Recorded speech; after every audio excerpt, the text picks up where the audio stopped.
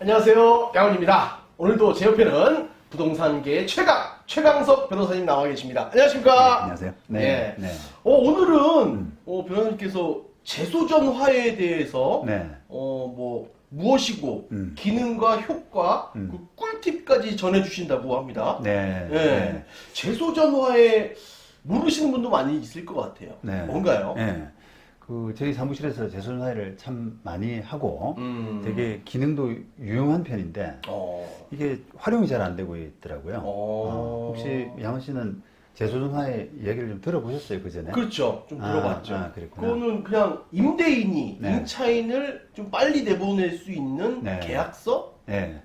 그거 아니겠습니까? 재판? 재판이요. 네, 계약서라기보단 재판이에요. 재판. 재판. 맞아. 문서가. 그게 판결문이랑 비슷한 거죠? 그렇죠. 임대차 계약을 기본으로 해서 재판을 간단하게 받는 거예요, 일종의. 네, 그러면서 이제 판결의 효과를 얻는 건데 그런 부분을 좀 설명을 드릴까. 왜냐하면 굉장히 그 건물 임대 관리 이런 부분에 굉장히 필요한 제도이기 때문에 네. 그래서 오늘 시간 한번 가져보기로 했습니다. 네네네네. 자, 우선 제가 제 홈페이지를 한번 열어보겠습니다. 저희 이제 업무가 상당히 많이 있거든요. 제 네. 변호사 사무실 업무에서. 그렇죠.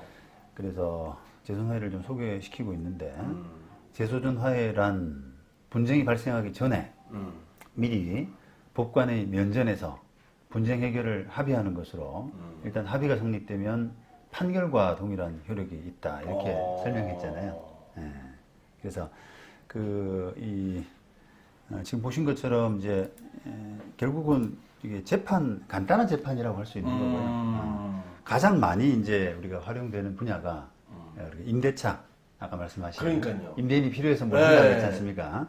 그러니까 이 임대차에서 가장 많이 활용되고 있기 때문에 사람들은 오히려 그거 재소전 화해라는 게 뭐 임대차 할 때 하는 거 아니야? 뭐 이런 식으로 그냥 임대차와 바로 결부시키기도 하는데 네, 저도 그런 줄 알겠네요. 꼭 그런 건 아니에요. 일종의 이제 약간 당사자 간에 분쟁이 본격화하기 전에 좀 분쟁을 미리 사전에 합의함으로써 판결의 효력을 받아두고자 하는 그런 부분이 있거든요. 꼭 임대가 아니라 다른 것도 재소전 화해가 들어가나요? 그렇죠. 거기 대표적인 게 제가 영원 씨한테 만약에 돈 1억을 빌려줬다라고 하고 그 1억을 만약에 안 갚게 되면은 제가 기본적으로는 소송을 해서 그렇죠. 강제 집행을 하려 그러면 양원 씨한테 소송을 해가지고 판결을 얻어서 그 다음에 재산에 강제 집행하는 그런 절차를 밟아가야 되는 그러겠죠. 거니까. 네. 그러면 이제 그런 판결 절차가 기본적으로는 이제 시간도 걸리고 또 비용도 많이 들고 이런 번거로운 부분이 있거든요. 그렇죠. 자, 가압류에서 하는 거잖아요, 소송. 가압류는 이제 보전 조치고. 네. 그런데 만약에 재판을 안 거치고 만약에 판결의 효력을 얻어두고 싶다라고 하게 되면은 어떻게 하면 좋겠어요? 우리가 돈 빌려줬는데 만약에 돈 안 갚으면 바로 내가 강제 집행할 수 있도록 판결 안 하고. 공증. 그렇죠, 맞습니다. 네. 잘하셨어요. 그게 바로 이제 우리가 많이 쓰는 방법이 공증이거든요. 네. 근데 공증은 제가 조금 소개를 시켜드리겠습니다만 공증인법에 따라서 이제 그런 금전채권의 경우에는 공증을 할 수 있도록 그러면 공증을 하게 되면은 판결과 비슷한 집행력을 가지도록 그런 효력을 부여하고 있습니다. 네. 그래서 이제 돈 관계에서는 공증이 많이 쓰이잖아요. 거의, 예. 그런데 그걸 공증을 안 하고 재소전 화해를 할 수도 있는 거예요. 아, 진짜요? 그렇죠. 네. 그래서 돈 나중에 때 되면 갚는다라고 하는 취지로 판사 앞에 가서 두 사람이 재소전 화해를 하게 되면은 그 이후부터는 판결의 효력이 딱 생기는 거죠. 이제 재소전 화해의 효력과 공증의 효력은 조금 다른 면이 있긴 한데 왜냐면 이제 우리가 법리적으로 재소전 화해는 기판력이라는 게 생기고 공증에는 또 기판력은 없어요. 집행력만 있지. 그래서 조금 차이 있긴 한데 어쨌든 남의 재산을 채무자 재산을 판결 없이 강제 집행할 수 있다는 부분에서는 뭐 비슷하다고 보거든요.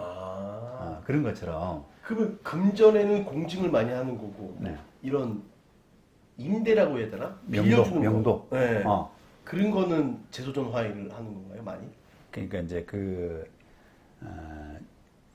명도를 위해서는 기본적으로 이제 공증은 금전 채권에 대해서만 기본적으로 할 수 있도록 하고 있습니다. 물론 이제 예외가 나중에 좀 설명드리겠습니다만 예외가 있긴 한데 기본적으로 이제 금전 채권에 한해서만 공증이 가능하고 그 외의 부분은 공증을 할 수가 없는 거예요. 그러니까 이제 그 사람을 나중에 때 되면 명도시키는 기간 다 되고 또 차임이 연체되고 이런 사람들 임차인을 명도시키는 그 방법은 재소선 화해가 사실은 어떻게 보면 지금 제도상으로 유일하거든요. 그러다 보니까 이게 그쪽으로 많이 쏠리는 거죠. 만약에 이제 그런 그 명도하는데도 공증이 가능했더라 그러면 아마 좀 더 손쉬운 공증을 택했을 수도 있을 거예요, 사람들이. 그러겠죠. 그렇죠. 네. 공증 사무실에서 공증이 되는 거고. 그렇죠. 재소선 화해는 법원에 가야 되잖아요. 가야 되고 또 시간도 좀 걸리고. 공증은 우리가 해보셨어요? 아니요. 안 해보셨어요? 공증은 이제 기본적으로 채권 채무자가 둘이 공증인 앞에 이제 가서 이거 공증 쓸랍니다. 라고 해서 돈 주고 그냥 약간 그 뭐 합의서 쓰듯이 간단하게 하는 거거든요. 그런데 재소선 화해는 기본적으로 이게 아까 재판 절차라고 말씀드렸잖아요. 판사 앞에서 하는 거예요? 그렇죠. 오, 그래요? 예, 재판 절차예요. 오. 그러다 보니까 신청서를 써내고 채권자가 이제 저 사람 명도시켜 주세요. 때 되면 신청서를 써내고 그다음에 피신청인은 거기에 대해서 동의를 해야만 판사 앞에 가서 그런 절차이기 때문에 이게 시간이 걸립니다. 날짜도 잡아야 되고. 날짜도 잡아야 되고. 변론기일처럼. 네, 내가 두 사람이 손잡고 가서 판사가 항상 기다리고 있는 게 아니란 말이죠. 그렇죠. 공증인처럼. 그러다 보니까 신청서 써내면 판사가 이제 재판받으러 와. 재판받으러 오세요라고 이렇게 소환하는 게 한 2, 3개월 뒤, 3, 4개월 뒤 이렇게 된단 말이죠. 그럼 그때 가서 이제 이렇게 두 사람이 합의할 거죠? 라고 해야만 이제 성립이 되는 그런 절차예요. 그럼 변호사님이 직접 가시는 거예요? 아니면 직원? 네, 변호사들이 하는 역할이에요. 그래요? 재판입니다, 재판. 아이고, 그렇구나. 저는 그냥 법원에 제출만 하면 되는 거 같은 줄 알았어요. 사인해갖고 인감 찍어가지고. 아닙니다, 아닙니다. 네. 예, 그래서 이제 그런 이제 특징이 있는데, 그거를 이제 지금 뭐 거의 말씀드렸습니다만, 자, 효과라고 해서 이게 재소선 화해가 성립되면은, 판결에 비슷한 효과가 있는 겁니다. 근데 그 화해 내용에 적법하지 못한 내용이 좀 포함되어 있더라도 그 준재심 사유에 해당되는 아주 특별한 사정이 없으면은 화해 성립을 무효화시킬 수 없는 그런 강력한 효력, 이게 이제 법리적으로는 기판력이라고 하는 거죠. 그래서 그 부분이 이제 아주 그 파워풀한 효과라고 할 수 있는 거죠. 그래서 이제 그런 그 재소화해를 이용하면은 어쨌든 지금 제도상으로는 그 임차인 명도 시킬 때 그 효과적으로 만약에 뭐 기간 끝나고 또 차임 연체되고 이런 상황이 생겼을 때 판결이라고 하는 긴 절차 필요 없이 미리 해놓는 거잖아요. 우리가 신청서 내고 몇 개월 지나서 완성이 되긴 합니다만 이제 그런 이제 기간이 임대차 기간이 끝나고 또 차임 연체되고 하는 상황은 그 이후거든요, 보통은. 그죠? 우리가 그렇죠. 임대차 재존화 신청하는 것은 임대차 시작하고 바로 그 서류 내에서 법원에 요청을 하면은 한 3, 4개월 뒤에 딱 성립이 되는 그런 프로세스인데. 그때 만나서 하는 거예요. 그렇죠. 네. 근데 만약에요, 궁금한 게 있는데, 그 재소선 화해 하겠다라고 계약서에 썼어요. 네. 근데 3, 4개월 후에 하는 거잖아요. 네. 안 갈 일이면 어떻게, 임차인이. 아이, 참, 그 질문이 정말 이렇게 예리합니다. 그런 경우가 있어요. 예, 제법 많고, 그걸 또 주의하셔야 돼요. 그래서 실제로 그런 일이 왕왕 생기기 때문에, 그래서 이제 저희들은 그 이 재소화해를 성립시켜야 되는 책임이 있지 그렇죠. 않습니까? 변호사로서. 네. 그러니까 이제 그거를 계약서에다가 아예, 임대차 계약서에다가, 우리가 그 계약하고 나서 재소화를 해야 되는데 임대차 계약을 바탕으로 재소화를 해야 되는데 만약에 그 임대차 계약이 협조하지 않으면 임차인이 협조 안 하겠지 않습니까? 그렇죠. 임차인이 협조 안 하겠죠. 임차인이 난 뭐 부담스러워서 안 해. 그렇게 이제 소위 말하면 내 뺀다 그러는데 도망가게 되면은 그 임대차 계약을 해지할 수 있도록 그렇게 이제 합의서를 쓰도록 해요. 복잡할 것 같다. 그 해지해도 또 명도해야 되잖아요. 근데 이제 그 기간이 들어오고 나서 그 바로 그 세입자가 협조 안 하고 이렇게 나가는 것은 세입자 입장에서 너무 위험 부담이기 때문에 왜냐면 시설 투자를 보통 하잖아요. 그렇죠. 네. 맞아요. 인테리어 하고 그러니까 뭐 예를 들어서 뭐 하겠네요. 임대차 계약하고 나서 재손해를 해야 되는데 세입자가 안 해준다라고 하면 소송하더라도 한 뭐 1년 정도 안에는 1심이 끝난단 말이죠. 그렇죠. 이제 그러기에는 임차인으로서도 너무 위험 부담인 거죠. 그렇죠. 몇 개월 장사 못 하고 쭉 그렇죠. 네, 그러니까 뭐 임차인 입장에서는 좀 부담스럽지만 약속을 지키는 재손화에 협조하는 그런 경향이 있는 거죠. 또 궁금한 게 있는데 예. 아니, 2년이잖아요. 네. 계약을 하면 만약에 임대차를 했다. 근데 연장이 되잖아요, 계속. 연장할 거 아니에요. 장사 잘 되고 사무실 임대를 잘 되면 맨 한 10년 있다가도 만약에 그때 뭐 보증금 월세 안 내고 바로 쫓아낼 수 있나요? 그거는 꿀팁이라서 꿀팁으로 준비해둔 거기 때문에 나중에 말씀드릴게요. 알겠습니다. 좋습니다. 자, 오늘 제가 준비한 사례가 하나 있는데요. 얼마 전에 이제 제가 판결을 받았는데, 이 원룸 소위 원룸 임대를 했는데, 세입자가 2달인가 월세를, 이게 보십시다. 이게 월 65만 원 내는 원룸이에요. 그런데, 보증금이, 보십시오. 보증금이 300만 원이죠. 월차임 65만 원. 그렇게 내기로 하고 들어왔는데, 세입자가 2달인가 냈을 거예요. 2달. 2달치 내고, 계속 월세를 안 내다 보니까, 보증금도 다 이제 공제가 돼버리고. 1년 지났네요. 거의. 네, 많이 지났죠. 그러니까, 임대인이 어쩔 수 없이 명도소송을 한, 그런 케이스입니다. 그래서 소장을 내고, 명도시켜달라. 그리고 밀린 보증금 다 까고 나서도, 이렇게 지금, 8월 7일부터는 뭐 거의 다 까졌잖아요. 네, 8월 7일 다 보증금이 날라갔네요. 날라갔죠. 네. 그러니까 지금이 거의 이제 1월이니까 이게 뭐 얼마예요 도대체, 그죠? 6개월. 예. 그죠? 상당히 많이 보증금보다도 더 이상의 돈을 받아야 되는 그런 상황이 된 겁니다. 그래서 이거를 소송을 해가지고 어쨌든 차임 연체가 지금 2달 이상이 지났기 때문에 계약 해지하고 명도시켜 달라. 그리고 밀린 돈도 달라. 이런 식의 이제 소송을 해서 제가 대리를 했거든요. 네, 그걸 작년도 이제 7월 달에, 7월 달에 이제 소장을 넣은 겁니다. 근데 이제 이분도 만약에 이제 재소전화를 했다라 그러면 훨씬 간편하게 이제 마쳤을 수 있었는데. 그렇죠. 재판 없이. 예. 근데 이제 어쩔 수 없이 이제 사람을 내보내려면 아무리 뭐 보증금이 다 까지고 하더라도 소송을 할 수밖에 없는 구조예요. 재소전화를 안 하게 되면. 야, 근데 65만 원에 재소전화를 한다는 게 맞습니다. 그래서 그 말씀도 드리고 싶은데 이게 이제 못할 짓이잖아요, 소위 말하면. 그러니까요. 금액도 얼마 안 되는데 이 변호사비가 나오겠냐. 그러니까요. 그런 상황인데 이분도 임대인이 제 가까운 친척이 분이세요. 그러니까 저도 사실은 이 조그만 사건을 선임하기는 원래는 어려운데 그렇죠. 친척분이기 때문에 그냥 아주 염가로 이렇게 좀 해드렸죠. 거의 헐값에 거의 무료 비슷하게. 예. 그러니까 이제 이런 특별한 케이스가 아니면은 사실은 이런 원룸 임대차 같은 경우는 소송해가지고 이렇게 만약의 상황에 대비하는 차원에서 소송을 한다는 것은 대단히 좀 힘든 부분이잖아요. 비용도 많이 들고 그러니까요. 시간도 걸리고. 그렇습니다. 그래서 이런 분들이 이제 재소나이가 좀 필요하다라고 하는 사례로 제가 한번 마침 뽑아왔습니다. 그래서 한번 보십시오. 그 에피소드가 많아요. 공시송달 신청을 또 소장이 갔는데 안 받는 거예요. 안 받아. 근데 참 이렇게 서글픈 사연이 계약서에 주민등록 번호하고 뭐 이런 주소하고 이런 것들이 계약서에 정확하지가 않더라고요.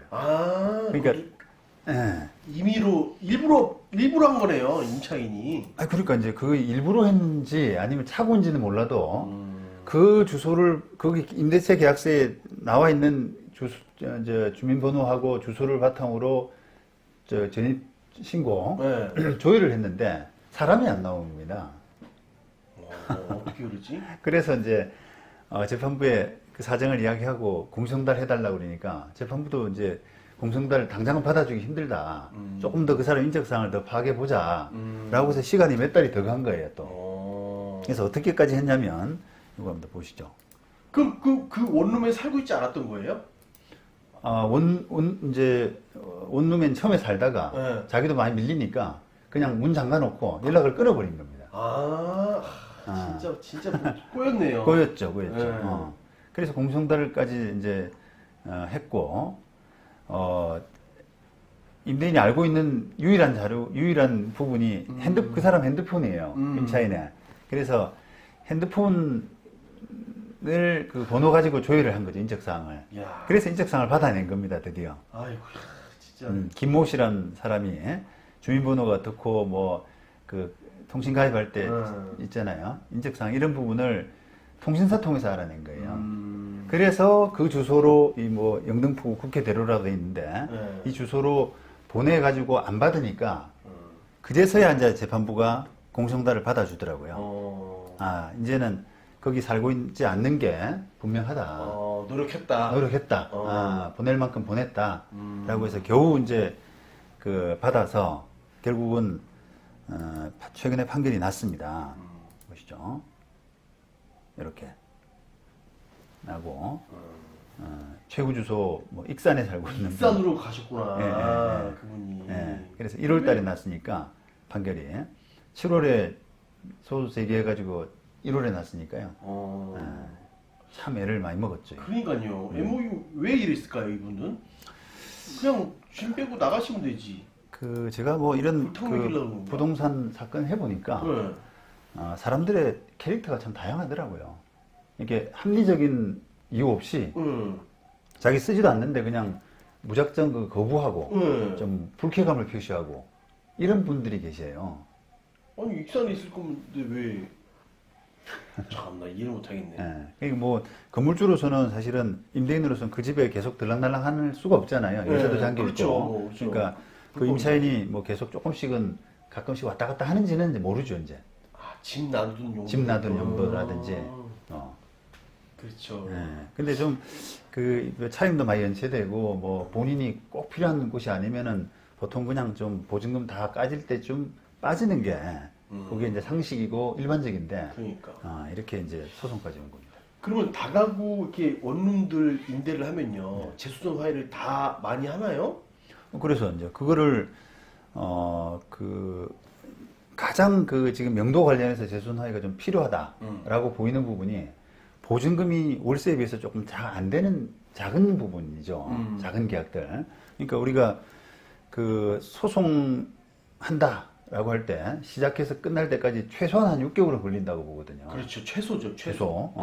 그러면은 한 6개월치 정도는 보증금이 담보가 된 상태에서 소송을 시작해야지 임대인이 손해를 안 보지 않습니까? 그렇죠. 근데 이 원룸 살고 이런 사람들은 보증금 자체가 워낙 작아요. 그렇죠. 재산도 많이 없으실 거. 그렇죠. 월세 몇 번 까지면 그냥 보증금이 다 삭감되는 그런 경우가 너무 많단 말이에요. 그러니까요. 그러면 이제 그때 가서 소송하면은 손해보는 꼴이 되죠. 소송 비용도 못 찾아올 거 아니에요? 또 그런 분들은 재산이 없으면 그래서 그런 경우가 이제 실제로는 큰 임대차 계약보다는 그런 좀 조그만 계약일수록 보증금이 작은 계약일수록 재수전 화해가 좀 필요하다. 근데 이 재수전 화해를 모르시는 분들은 비용 부담이 될 것 같아요. 비용이 얼마인지 모르니까. 그러니까요. 그래서 그 부분 말씀 아주 정확히 잘 하셨는데 재수전 화해 하려 그러면 아까 재판이기 때문에 그러니까요. 변호사 선임을 해야 될 수도 있고 또 법정에 나가야 되고 이런 그러니까 비용이 귀찮잖아요. 엄청 날 것 같다. 그러니까 이제 과거에 이제 우리 변호사들도 간단한 어떻게 보면 합의인데 임대차 계약서 바탕으로 해가지고 그냥 쓰고 그다음에 판사한테 신청서 형식으로 만들어서 내밀고 해서 때 되면 나가서 그냥 이렇게 합의합니다. 일종의 판사 도장 받는 거거든요. 그렇죠. 그러면 비용이 안 들 것 같은데 그래도 재판이야 이러면서 변호사들은 많이 받았단 말이에요. 그래. 그러니까 저도 막 큰 건물 통으로나 막 한층 다 쓰는 그런 건 꼭 재소전 화해를 하는데. 그러니까 그게 이제 조그만 임대차는 어떻게 보면은 변호사 보수 문제도 상당히 이제 그렇게 된 영향, 그렇게 오히려 그 보증금이 작은 계약이 더 재소나이가 필요하고 보증금이 그렇죠. 좀 큰 계약은 별 필요가 없을 수도 있는데. 필요가 없는데 그렇죠. 예, 덜한데. 크니까. 그렇죠. 예. 1억에 막 예. 그러니까. 근데 이제 그게 실제로는 재소나이를 그 임대차 계약이 큰 계약일수록 많이 합니다. 네. 근데 이제 그렇게 된 부분 중에 변호사 보수가 많이 차지하죠. 변호사 보수를 만약에 임대인 한쪽 100만 원, 임차인 한쪽 100만 원 이렇게 200만 원을 받는다라고 하면은 그 월세 150만 원, 40만 원, 예, 그러니까 그렇게 해가지고는 이게 너무 그 안 맞지 않습니까? 그러니까요. 예. 60만 원 벌려고 100만 원, 100만 원. 그 임차인 내기 싫다 그러면 임대인이 다 내면 그러니까요. 몇 달치를 까먹은 건데. 그렇습니다. 예. 예. 그래서 이제 그게 재소나이를 안 되고 있는 이유 중에 하나가 중요한 부분인데 어쨌든 재소나이가 어떻게 임대인 입장에서는 굉장히 중요한 절차. 그렇죠. 안정적으로 임대 관리를 해 나가는 네. 데 있어서는 굉장히 중요한 절차이기 때문에 그렇죠. 재산을 보호하려는. 그렇습니다. 예. 그래서 본인이 스스로라도 꼭 변호사 선임을 또 해야 되는 건 아니에요. 아까 말씀드린 것처럼 임대차 계약을 할 때 요건 재소전화를 해야 됩니다라고 합의하고 만약에 약속을 했는데 안 지키게 되면은 임대차 계약을 해지할 수도 있습니다. 이렇게 합의하시고 나서 정해진 서식에 따라서 그 재소나이를 만들고 써내고 임차인, 임대인 이렇게 같이 법정에만 나가면은 끝나는 절차거든요. 그러니까 조금 제가 이제 꿀팁을 알려드리는 것도 어찌 보면은 꼭 변호사 선임을 하지 않더라도 요런 부분들을 주의해가지고 재소나이를 좀 하셔야 된다. 셀프로라도. 예. 이제 그런 차원에서. 뭐 저는 이제 변호사 보수 차원에서는 제가 재소나이를 굉장히 많이 하고요. 그리고 보수가 또 한쪽당 30만 원씩 정도밖에 안 돼요. 좀 저렴하게 받으시네요. 네네네. 그래서 저는 이제 그 정도를 부담할 수 있는 부분이라면 변호사님을 할 수도 있다라고 말씀드리는데 만약에 그것도 좀 아깝다라고 하게 되면은 그 셀프로 할 수 있는 방법이 어렵지 않기 때문에 그 방법을 해서라도 재소나이는 꼭 필요하다 이렇게 말씀드리고 싶습니다.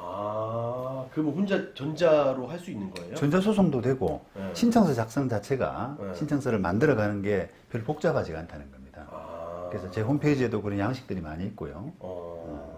그렇게 알려주시면 많이 문의 안 오면 어떡해요? 뭐 그래도 이제 이게 제가 받는 보수가 얼마 안 되잖아요. 네. 그러니까 이거를 내 혼자 더듬더듬 해가지고 불안불안해서 뭘 30만 원 아끼느니 그런 것보다는 변호사한테 맡기는 게 낫겠다라고 하는 분들도 계시거든요. 그렇죠. 그게 많겠죠. 네, 그리고 네, 또 임대차 규모가 조금 되면 네, 규모가 그렇게 있으면. 하시려고 그러죠. 그리고 또 당사자 입장에서는 이게 어쨌든 법정에 한번 나가야 되기 때문에 그걸 되게 부담스러워하는 분들이 많아요. 법정 나가서 판사 앞에서 그렇죠. 도대체 뭐라고 얘기를 해야 되나 절차를 한 번도 해본 적이 없으니까. 그렇죠. 무섭죠. 네. 그러니까 그러니까 이제 물어볼 것 같고 그러니까요. 아닌데. 그래서 그런 비용으로 뭐 임대인 30만 원, 임차인 30만 원이면 리즈너블하다라고 생각하는 분도 계시기 때문에 그렇게 두 가지 다를 알려드리는 거죠. 좀 나이 있고 있으신 분들은 그냥 맡기는 게 편할 것 같아요. 네. 자격이 이 정도면 그래서 막 100이면 부담되는데. 그래서 저도 뭐 과거부터 좀 이렇게 재소나이는 좀 많이 활성화될 필요가 있다. 우리가 임대차 계약이 조금 이렇게 선진화되고 하는 그런 차원에서는 재소나이가 꼭 필요하다는 제 소신이 있어서 재소나이 비용을 굉장히 싸게 했습니다. 저도 이렇게 싼지 몰랐어요. 비싼 줄 알았어요. 그러니까 지금도 그게 뭐 그렇게 한 지가 벌써 한 10년 이상 됐는데 지금 기준에서도 이제 변호사 보수가 다른 상대적으로 많이 싸더라고요. 과거에는 우리 변호사 수가 적었을 때는 정말 쌌던 거고 10년 전에. 근데 이제 지금 10년이 흘러서 이제 젊은 변호사들도 많이 나오고 저변이 확충돼서 변호사 보수가 전반적으로 이렇게 내려가는 추세이긴 하지만 그래도 상대적으로 많이 싼.